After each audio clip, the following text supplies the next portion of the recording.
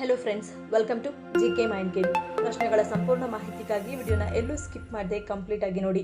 ಇವತ್ತಿನ ಪ್ರಶ್ನೆಗಳಲ್ಲಿ ಮೊದಲನೇ ಪ್ರಶ್ನೆ, ಬ್ಲಡ್ ಶುಗರ್ ಲೆವೆಲ್ ಹೆಚ್ಚಾಗಿ ಬಿಟ್ಟರೆ ಕೂಡಲೇ ಏನು ಮಾಡುವುದರಿಂದ ಶುಗರ್ ಲೆವೆಲ್ ನಿಯಂತ್ರಣಕ್ಕೆ ಬರುತ್ತದೆ? ಆಪ್ಷನ್ಸ್: ಎ ನೀರು ಸೇವನೆ, ಬಿ ವಾಕಿಂಗ್, ಸಿ ಆಹಾರ ಬದಲಾವಣೆ, ಡಿ ಸಕ್ಕರೆ ಸೇವನೆ.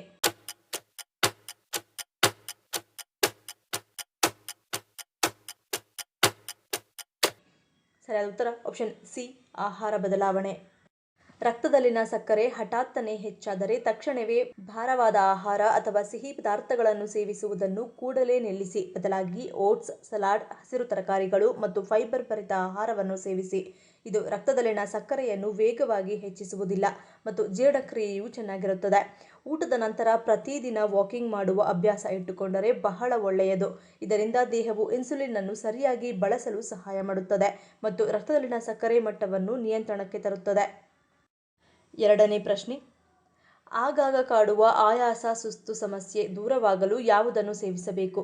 ಆಪ್ಷನ್ಸ್: ಎ ಹಾಲು, ಬಿ ಮಾಂಸ, ಸಿ ಖರ್ಜೂರ, ಡಿ ಪಾಲಕ್ ಸೊಪ್ಪು.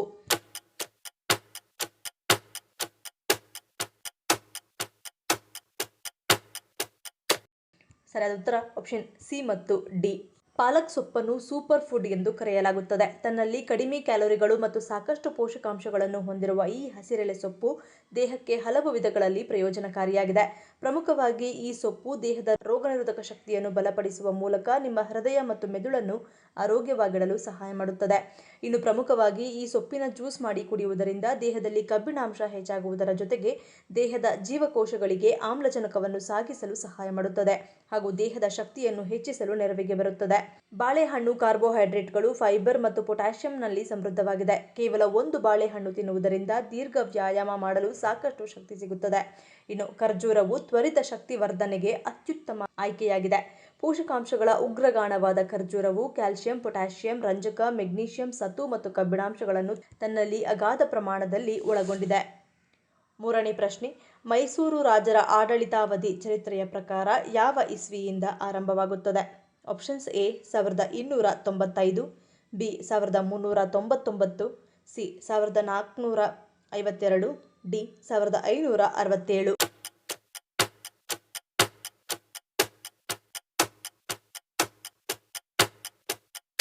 ಸರಿಯಾದ ಉತ್ತರ ಆಪ್ಷನ್ ಬಿ 1399.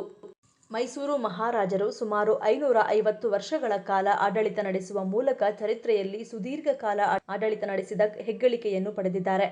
ಮೈಸೂರು ರಾಜರ ಆಡಳಿತಾವಧಿ ಚರಿತ್ರೆಯ ಪ್ರಕಾರ 1399ರಿಂದ ಆರಂಭವಾಗುತ್ತದೆ.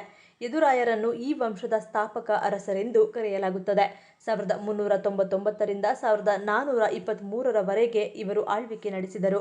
ಇದಾದ ಬಳಿಕ 1423ರಿಂದ 1459ರವರೆಗೆ ಒಂದನೇ ಹಿರಿಯ ಬೆಟ್ಟದ ಚಾಮರಾಜ ಒಡೆಯರ್, 1459ರಿಂದ 1478ರವರೆಗೆ ಹಿರಿಯ ಬೆಟ್ಟದ ಚಾಮರಾಜ ಒಡೆಯರ್ ಪುತ್ರ ತಿಮ್ಮರಾಜ ಒಡೆಯರ್ ಆಡಳಿತ ನಡೆಸಿದರು.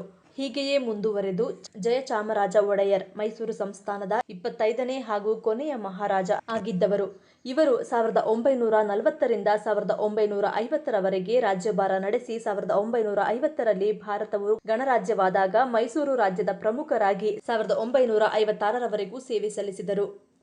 ನಾಲ್ಕನೇ ಪ್ರಶ್ನೆ, ಯುವಕರು ಲಿವ್ ಇನ್ ಸಂಬಂಧವನ್ನು ಆಯ್ಕೆ ಮಾಡಿಕೊಳ್ಳಲು ಕಾರಣವೇನು? ಆಪ್ಷನ್ಸ್: ಎ ಹೊಂದಾಣಿಕೆ ಪರೀಕ್ಷೆ, ಬಿ ನಿರ್ಬಂಧಿಯಾಗಲು, ಸಿ ವೈಯಕ್ತಿಕ ಸ್ವಾತಂತ್ರ್ಯ, ಡಿ ಮೋಜು ಮಸ್ತಿ.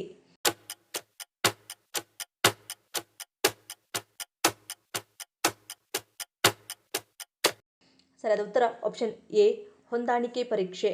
ಜನರು ವಿವಿಧ ಕಾರಣಗಳಿಗಾಗಿ ಲಿವ್ ಇನ್ ಸಂಬಂಧಗಳತ್ತ ಆಕರ್ಷಿತರಾಗುತ್ತಾರೆ. ಕೆಲವರು ಮದುವೆಯ ಬಂಧನದಲ್ಲಿ ಬಂಧಿಯಾಗುವ ಮೊದಲು ಹೊಂದಾಣಿಕೆಯನ್ನು ಪರೀಕ್ಷಿಸಲು ಬಯಸುತ್ತಾರೆ.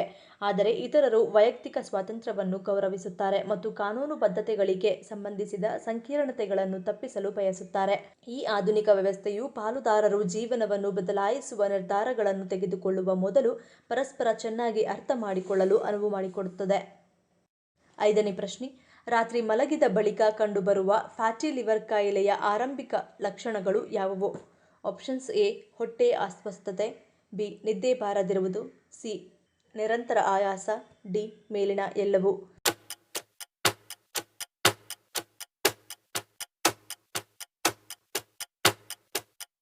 ಸರಿಯಾದ ಉತ್ತರ ಆಪ್ಷನ್ ಡಿ ಮೇಲಿನ ಎಲ್ಲವೂ. ಒಬ್ಬ ವ್ಯಕ್ತಿಗೆ ಕೊಬ್ಬಿನ ಯಕೃತ್ತಿನ ಸಮಸ್ಯೆ ಇದ್ದರೆ ರಾತ್ರಿಯಲ್ಲಿ ಹೊಟ್ಟೆಯಲ್ಲಿ ಅಸ್ವಸ್ಥತೆ ಉಂಟಾಗಬಹುದು. ಇದು ಕೊಬ್ಬಿನ ಯಕೃತ್ತಿನ ಸಾಮಾನ್ಯ ಲಕ್ಷಣವಾಗಿದೆ. ರಾತ್ರಿಯಲ್ಲಿ ಹೊಟ್ಟೆಯ ಮೇಲಿನ ಬಲಭಾಗದಲ್ಲಿ ಅಸ್ವಸ್ಥತೆ ಅಥವಾ ನೋವು ಕೊಬ್ಬಿನ ಯಕೃತ್ತನ್ನು ಸೂಚಿಸುತ್ತದೆ. ರಾತ್ರಿಯಲ್ಲಿ ನಿದ್ರೆ ಮಾಡಲು ಸಾಧ್ಯವಾಗದಿರುವ ಸಮಸ್ಯೆಯು ಹೆಚ್ಚಾಗಿ ಕೊಬ್ಬಿನ ಯಕೃತ್ತಿಗೆ ಸಂಬಂಧಿಸಿದೆ. ಸಾಮಾನ್ಯವಾಗಿ ಕೊಬ್ಬಿನ ಯಕೃತ್ತಿನಿಂದ ಬಳಲುತ್ತಿರುವ ಜನರು ನಿದ್ರೆ ಮಾಡಲು ಸಾಧ್ಯವಾಗದಿರುವ ಸಮಸ್ಯೆಗಳನ್ನು ಹೊಂದಿರುತ್ತಾರೆ. ಇನ್ನು ಹೆಚ್ಚಾಗಿ ಹಸಿವಾಗದಿರುವುದು ಕೂಡ ಕೊಬ್ಬಿನ ಯಕೃತ್ತಿನ ಲಕ್ಷಣವಾಗಿದೆ. 6ನೇ ಪ್ರಶ್ನೆ, ಆಹಾರವನ್ನು ವ್ಯರ್ಥ ಮಾಡುವುದರಿಂದ ಅಥವಾ ಆಹಾರವನ್ನು ಎಸೆಯುವುದರಿಂದ ಏನಾಗುತ್ತದೆ? ಆಪ್ಷನ್ಸ್ ಎ ಕೆಟ್ಟ ಶಕ್ತಿ ಆಕರ್ಷಣೆ, ಬಿ ಪಿತೃಶಾಪ, ಸಿ ಆಹಾರ ಅಭಾವ, ಡಿ ಮೇಲಿನ ಎಲ್ಲವೂ.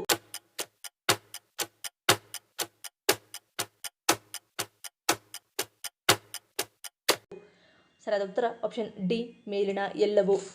ಆಹಾರವನ್ನು ವ್ಯರ್ಥ ಮಾಡುವುದರಿಂದ ಅಥವಾ ಆಹಾರವನ್ನು ಎಸೆಯುವುದರಿಂದ ನಿಮ್ಮ ಮನೆಗೆ ನಕಾರಾತ್ಮಕ ಶಕ್ತಿಯು ಆಕರ್ಷಿತವಾಗಬಹುದು. ಇದು ನಮ್ಮ ಕುಟುಂಬದ ಸಂತೋಷ, ಶಾಂತಿ ಮತ್ತು ಸಮೃದ್ಧಿಯ ಮೇಲೂ ಕೆಟ್ಟ ಪರಿಣಾಮ ಬೀರುತ್ತದೆ. ಮನೆಯ ಜನರು ಆಹಾರವನ್ನು ಗೌರವಿಸದಿದ್ದಾಗ ಕ್ರಮೇಣ ಮನೆಯ ವಾತಾವರಣವು ಕೂಡ ಹಾಳಾಗತೊಡಗುತ್ತದೆ ಹಾಗೂ ಮನೆಯಲ್ಲಿ ಅಪಶ್ರುತಿಗಳು ಹೆಚ್ಚಾಗುತ್ತವೆ. ನಮ್ಮಲ್ಲಿನ ಕೆಲವೊಂದು ನಂಬಿಕೆಗಳ ಪ್ರಕಾರ ಊಟ ಮಾಡುವ ತಟ್ಟೆಯಲ್ಲಿ ಆಹಾರವನ್ನು ಬಿಡುವುದು ಅಥವಾ ಆಹಾರವನ್ನು ವ್ಯರ್ಥ ಮಾಡುವುದು ಪಿತೃಗಳು ನಮ್ಮ ಮೇಲೆ ಕೋಪಿಸಿಕೊಂಡಿರುವ ಸೂಚನೆಯಾಗಿದೆ. ಇದು ನಮಗೆ ಪಿತೃದೋಷವನ್ನು ತಂದುಕೊಡುತ್ತದೆ. ಪಿತೃದೋಷದಿಂದಾಗಿ ನಿಮ್ಮ ಕುಟುಂಬವು ನಾನಾ ಸಮಸ್ಯೆಗಳನ್ನು ಎದುರಿಸಬೇಕಾಗುತ್ತದೆ. ನಾವು ಪಿತೃಗಳನ್ನು ಸಂತುಷ್ಟಗೊಳಿಸಬೇಕಾದರೆ ಮೊದಲು ಆಹಾರವನ್ನು ಗೌರವಿಸುವ ಅಭ್ಯಾಸವನ್ನು ಬೆಳೆಸಿಕೊಳ್ಳಬೇಕು. ಇನ್ನು ಕೆಲವೊಂದು ನಂಬಿಕೆಗಳ ಪ್ರಕಾರ ನಾವು ನಮ್ಮ ಪ್ರಸ್ತುತ ಜನ್ಮದಲ್ಲಿ ಆಹಾರವನ್ನು ಎಸೆದರೆ, ಆಹಾರವನ್ನು ವ್ಯರ್ಥ ಮಾಡಿದರೆ ಅಥವಾ ಆಹಾರಕ್ಕೆ ಅಗೌರವವನ್ನು ತೋರಿದರೆ ನಾವು ಮುಂದಿನ ಜನ್ಮದಲ್ಲಿ ಆಹಾರದ ಅಭಾವವನ್ನು ಎದುರಿಸಬೇಕಾಗುತ್ತದೆ. ಒಂದು ಹೊತ್ತಿನ ಆಹಾರಕ್ಕಾಗಿಯೂ ಕಷ್ಟಪಡಬೇಕಾಗುತ್ತದೆ. 7ನೇ ಪ್ರಶ್ನೆ, ಖಾಸಗಿ ಭಾಗದಲ್ಲಿ ಕಾಣಿಸಿಕೊಳ್ಳುವಂತಹ ತುರಿಕೆ ಸಮಸ್ಯೆಗೆ ಯಾವುದು ಉತ್ತಮ ಪರಿಹಾರವಾಗಿದೆ? Options A apple cedar vinegar, B ತೆಂಗಿನ ಎಣ್ಣೆ, C Candida powder, D aloe vera.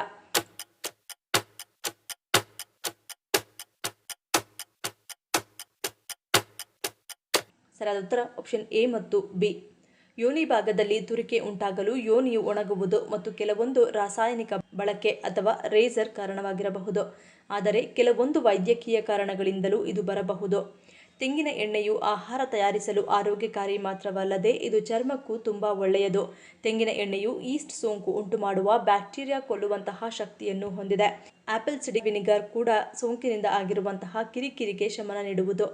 ACV ಶಿಲೀಂಧ್ರ ಮತ್ತು ಬ್ಯಾಕ್ಟೀರಿಯಾ ವಿರೋಧಿಯಾಗಿದೆ. ಇದು ಬ್ಯಾಕ್ಟೀರಿಯಾ ಬೆಳವಣಿಗೆ ತಡೆಯುತ್ತದೆ. 8ನೇ ಪ್ರಶ್ನೆ, ಗರ್ಭಾವಸ್ಥೆಯ ಸಮಯದಲ್ಲಿ ದಂಪತಿಗಳು ಸೇರಿದರೆ ಏನಾಗುತ್ತದೆ?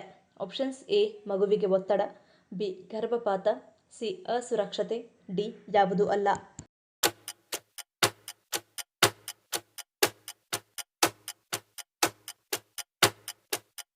ಸರಿಯಾದ ಉತ್ತರ ಆಪ್ಷನ್ ಡಿ ಯಾವುದೂ ಅಲ್ಲ.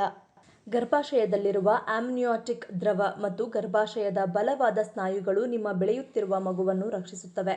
ಗರ್ಭಾವಸ್ಥೆಯಲ್ಲಿ ನಿಮಗೆ ಅಕಾಲಿಕ ಹೆರಿಗೆ ಅಥವಾ ಜರಾಯು ಸಮಸ್ಯೆಗಳಂತಹ ಆರೋಗ್ಯ ಸಮಸ್ಯೆಗಳು ಇಲ್ಲದಿದ್ದರೆ ಲೈಂಗಿಕ ಕ್ರಿಯೆ ನಡೆಸುವುದು ನಿಮ್ಮ ಮಗುವಿನ ಮೇಲೆ ಪರಿಣಾಮ ಬೀರುವುದಿಲ್ಲ.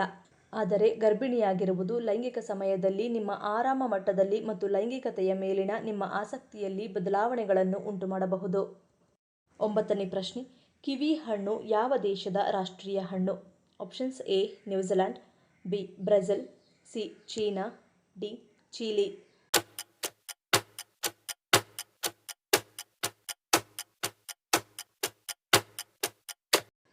ಸರಿಯಾದ ಉತ್ತರ ಆಪ್ಷನ್ ಸಿ ಚೀನಾ. ಚೀನಾದ ರಾಷ್ಟ್ರೀಯ ಹಣ್ಣು ಕಿವಿ. ಇದನ್ನು ಚೀನೀಸ್ ಗೂಸ್ಬೆರಿ ಎಂದು ಕರೆಯುತ್ತಾರೆ. ಈ ಹಣ್ಣು ತನ್ನ ಉಲ್ಲಾಸಕರ ರುಚಿಗೆ ಮಾತ್ರವಲ್ಲದೆ ಚೀನಾದೊಂದಿಗಿನ ಬಲವಾದ ಸಾಂಸ್ಕೃತಿಕ ಸಂಪರ್ಕಕ್ಕೂ ಮೌಲ್ಯಯುತವಾಗಿದೆ. ನ್ಯೂಜಿಲೆಂಡ್ ಇದನ್ನು ವಿಶ್ವಾದ್ಯಂತ ಜನಪ್ರಿಯಗೊಳಿಸಿದ್ದರೂ ಕಿವಿಯ ನಿಜವಾದ ಮೂಲ ಮತ್ತು ಪರಂಪರೆ ಚೀನಾಕ್ಕೆ ಸೇರಿದೆ. ಇದರ ಸ್ಥಳೀಯ ಹೆಸರು ಮಿಹೋಟಾವೋ. ಇದರ ಅರ್ಥ ಮಕಾಕ್ ಪೀಚ್. ಇದು ಚೀನೀ ಪ್ರಕೃತಿಯೊಂದಿಗೆ ಅದರ ಸಂಪರ್ಕವನ್ನು ಎತ್ತಿ ತೋರಿಸುತ್ತದೆ. ಈ ಸಾಂಕೇತಿಕ ಹಣ್ಣು ಆರೋಗ್ಯ, ನೈಸರ್ಗಿಕ ಶಕ್ತಿ ಮತ್ತು ಸಮೃದ್ಧಿಯನ್ನು ಪ್ರತಿನಿಧಿಸುತ್ತದೆ. ಈ ಪ್ರಶ್ನೆಗಳಲ್ಲಿ ನೀವು ಎಷ್ಟು ಪ್ರಶ್ನೆಗಳಿಗೆ ಸರಿ ಉತ್ತರವನ್ನು ಕೊಟ್ಟರಿ ಅನ್ನೋದನ್ನು ಕಮೆಂಟ್ ಮಾಡಿ ತಿಳಿಸಿ. ಈ ವಿಡಿಯೋ ನಿಮಗೆ ಇಷ್ಟ ಆಗಿದ್ರೆ ಮರಿದೇ ಲೈಕ್ ಮಾಡಿ, ಶೇರ್ ಮಾಡಿ, ಸಬ್ಸ್ಕ್ರೈಬ್ ಮಾಡಿ. ನನ್ನ ಚಾನಲ್ನ ಇನ್ನೂ ಸಬ್ಸ್ಕ್ರೈಬ್ ಮಾಡಿದೆ ಹಾಗೆ ವಿಡಿಯೋಸ್ ನೋಡ್ತಿದ್ರೆ ಪ್ಲೀಸ್ ಸಬ್ಸ್ಕ್ರೈಬ್ ಮಾಡಿ, ಸಪೋರ್ಟ್ ಮಾಡಿ. ಮತ್ತೊಂದು ಇಂಟ್ರೆಸ್ಟಿಂಗ್ ವಿಡಿಯೋದೊಂದಿಗೆ ಸಿಗ್ತೀನಿ. Until love you all, take care.